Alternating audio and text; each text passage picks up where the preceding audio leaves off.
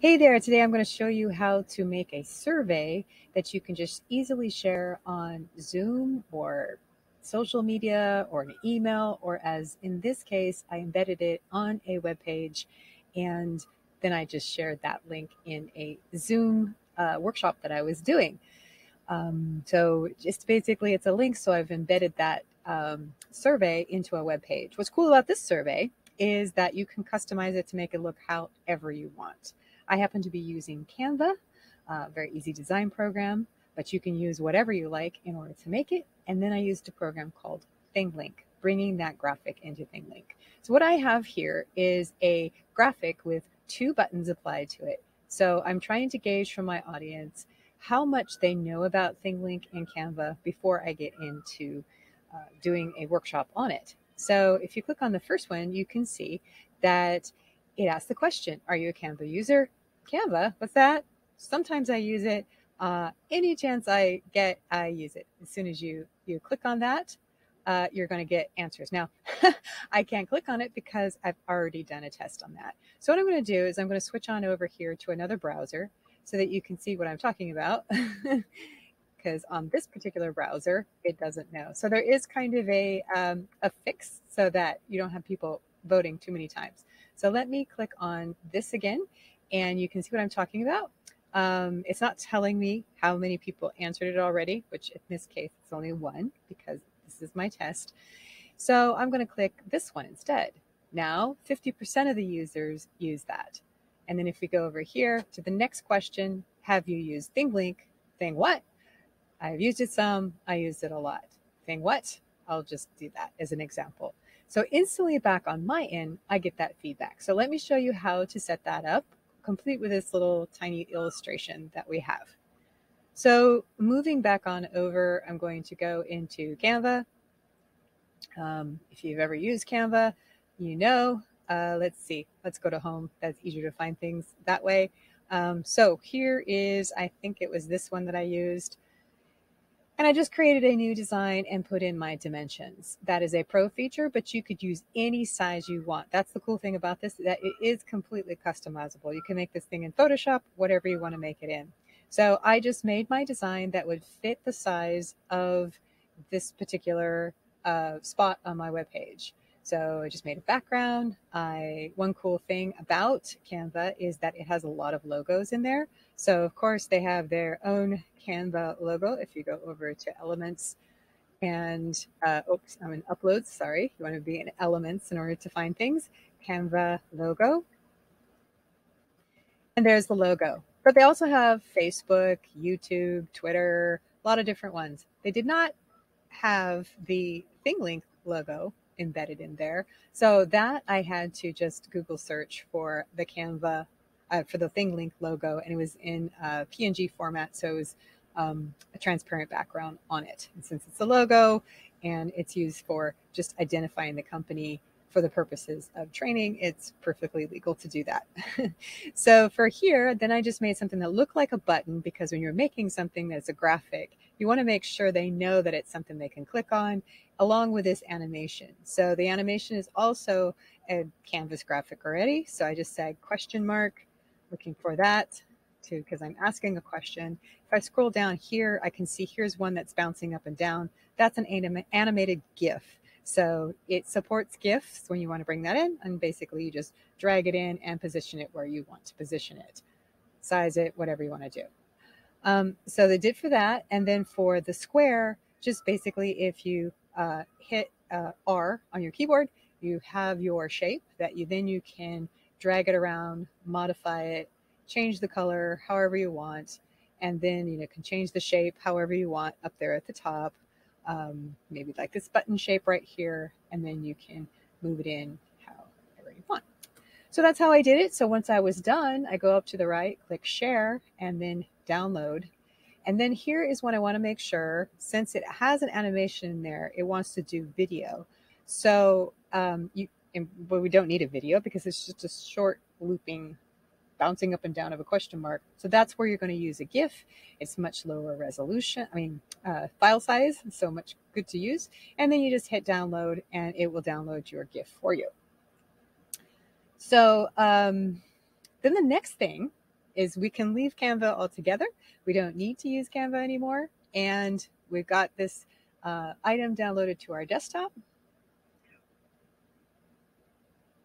So now I moved over to ThingLink, and so I'm seeing all my files that I have there. I'll show you the one that I already did. So here it is. Are you a Canva user? I opened it up and I can see it there, and it's showing me what it looks like. If I go over here to the right, click edit, then I can add in my tags. So that is how you do it, but I will do it from scratch now to show you how it is taking it from the beginning. So let me click create. And you get a lot of choices here. Blank canvas, image, tour. There's a lot of things that ThingLink will do. So I'm not going to go over all of that because there's just so much. Then I'll just do one thing at a time. So I'm going to do the survey thing. So I'm just going to click blank canvas because I know what it is I want to do. And you'll see up in the upper right-hand corner, design with Canva. So they actually have a Canva integration. However, they only show you a select number of templates to use, and you really can't access any of your files that you've uploaded to Canva if you're a Canvas user. So I just basically ignore that. And I'm just going to either drag and drop it in here, or I'm going to click upload. I'll find my file right here. Demo is what I called it, and say okay. And it just uploads it to ThingLink with the size dimensions that you've already have. So the document size itself, you don't create a document like you do in Canva first. In Canva, you have to know the size document you want, and then you create that, and then you start adding your elements. With ThingLink, you add your element, that's your base size. And so that's what you want to start with, is that. So that's what I'm going to use, and click continue, and now it's made it. And so I just click and I open it, but right now nothing's clickable.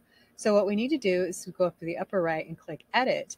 And here we can add a tag, and a tag is the thing that people click on. So you have your choices of what kind of tag you want to put in. Do you want to put in a text and media element? I'll show you what that looks like.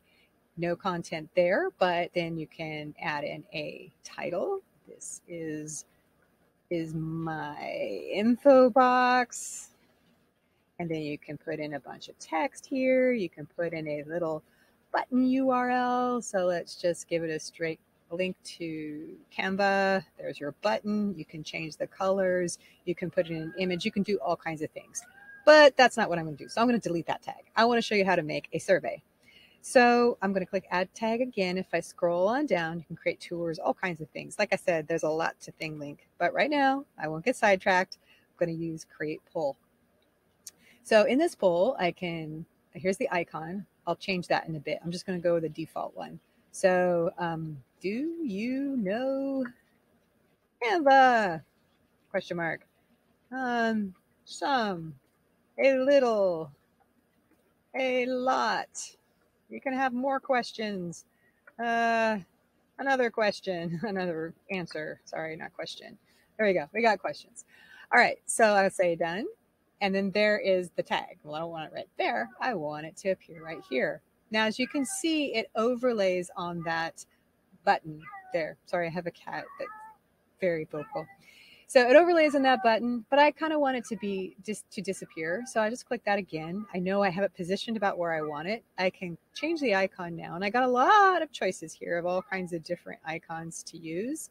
When I click one of these icons, for example, and then I get some other color choices of that particular icon, I'm just going to click a transparent icon, and I will say done.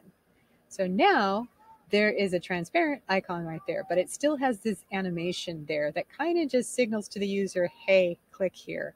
You can turn that off if you want to, but I kind of like it. Okay, so then if you want to do this side, you just add another tag, and you can have tags all over the place. You can create a map with all kinds of little tags all over that asks a bunch of questions, and then you can export that as VR, so you can put it into your Oculus headset. So there's lots of options there, but as I said, I'm not going to get distracted. I'm just going to say done for now, because you get the idea that you can just start adding more and more tags. But here's how you just added a tag, and then when I say share, I can share this as a link. I can make a QR code of it and then download that and put it on there, and then people can scan it with their phone and then they can get that. And I can also say hide ThingLink interface. So I'm just going to show you for demo purposes what that looks like. So I'll just say standard link and copy. Let me go back on over to say Safari. because I was in Chrome, and it'll show you what that looks like. You'll get this kind of thing where you see demo up here, login. So you get the ThingLink interface. So you want to make sure to hide the ThingLink interface, say copy, and I'll paste that in again. And now you just get it this way. And then I can click that and do my question and then go on to the next question. So you can also publish it to social, put it in a PowerPoint, etc. What I did for the, and also you want to make sure to change the visibility so people don't have to sign in. So you've changed visibility and just put it as public, save, there you go. Everybody can see it. So anyone that you share this with. So here's all of your options. I'm going to say embed media, and this is what I used. I copied this embed code and put it onto the web page. Now there is an option there, include web accessibility link. This particular graphic that I made isn't accessible because I didn't make these as separate graphics. If I had made them as separate graphics, then the web accessibility link, which is automatic, just because you click that doesn't make something accessible. So you have to think about when you're designing something, is it accessible? In this particular case, this one is technically not, because the user doesn't know which side to click on for that button. Is it the right side or the left side? So take that into consideration and then offer an alternative way to create an accessible page. So I'm not clicking that because it's just going to create more confusion. So anyway, that's what I do. And then I add it to the web page and then you're done. So that's how to use ThingLink. I'll do some other demos for this if you're interested.